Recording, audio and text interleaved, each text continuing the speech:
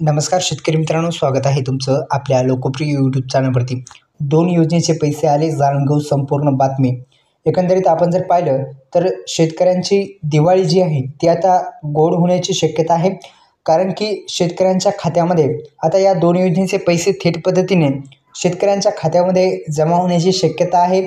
अत्यंत महत्त्वपूर्ण असं अपडेट आपण या व्हिडिओच्या माध्यमातून जाणून घेण्याचा प्रयत्न करणार आहोत। GR सुद्धा आलेला आहे, आपण स्क्रीनच्या माध्यमातून पाहू शकता।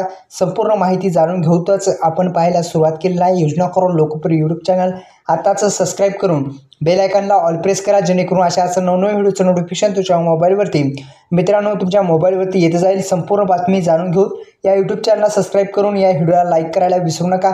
अत्यंत महत्त्वाचा अपडेट, दोन योजनेचे पैसे कोणकोणते दोन योजना आहेत या संदर्भात माहिती घेऊ। आणि आपण जर पाहिले तर DBT मार्फत डायरेक्टली म्हणजे आधार संलग्न जी बँक असेल त्यामध्ये थेट निधी वितरित आता करण्यात येणार आहे। एकंदरीत DBT मार्फत थेट पैशाचं वितरण होणार आहे। संपूर्ण बातमी आपण जाणून घेऊ या व्हिडिओच्या माध्यमातून।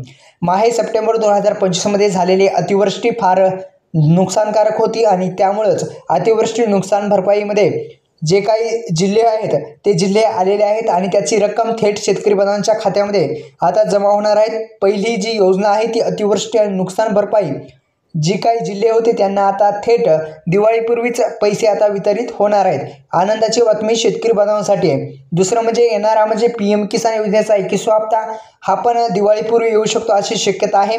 म्हणजे अशा दोन योजना थेट DBT मार्फत शेतकऱ्यांच्या खात्यामध्ये पैसे जमा करू शकतात, येऊ शकतात अशी शक्यता वर्तवली जात आहे। पहिली म्हणजे अतिवृष्टी नुकसान भरपाई, दुसरी म्हणजे PM किसान महासन्मान निधी योजना, त्यालाच आपण प्रधानमंत्री किसान महासन्मान निधी योजना असेही म्हणतो। तर अशा दोन महत्त्वपूर्ण अशा योजना आहेत। व्हिडिओला शिवाय लाईक करा। 50+ बिझनेस आयडिया पाहिजे असेल तर डिस्क्रिप्शन बॉक्समध्ये किंवा आपल्या कमेंट बॉक्समध्ये लिंक आहे। धन्यवाद। जय शिवराय।